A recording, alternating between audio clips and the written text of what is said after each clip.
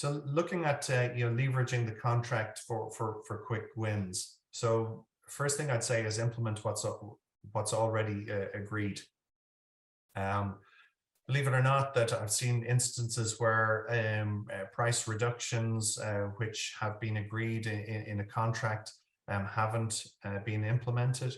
So it's where there's been a handover of relationships, and that a new person is then involved, not having read the contract, weren't aware that a price increase year on year, or price decrease rather, year on year had been agreed. It's not the job of the CMO to remind you that there's a price decrease which is coming up. But of course, if you take the lead and talk to your suppliers about a contractually agreed price decrease, it can be implemented. We talked, the day one around including penalties for late deliveries, and that again can be done on a discretionary basis. But it's important that where there are persistent late deliveries, and if you've got a contractual agreement to implement those penalties, that it should be done.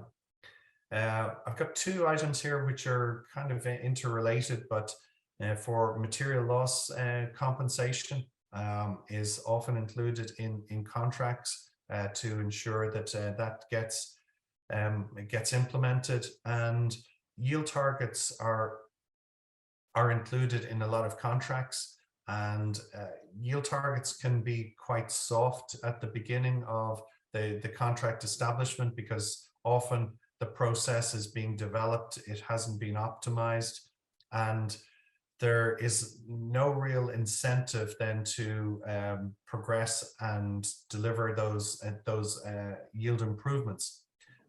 And we'll talk about this when we go into value stream mapping. But you should look at making sure that the yield targets, which are explicitly identified in the contract, are covered. And then where there's an opportunity, and usually the clause indicates that there's an agreement to increase the yield target based on what has been observed, so that will then give you cost improvements based on trending that data and then agreeing the new yield target. Using the clause for annual continuous improvement commitments. So even if that's to have the conversation whereby you're saying to your supplier that our next meeting, we're going to cover your new list of annual CI commitments. Can you present this to us at our next operations or indeed your business review meeting if you believe that it's appropriate, but certainly starting at your operations meeting.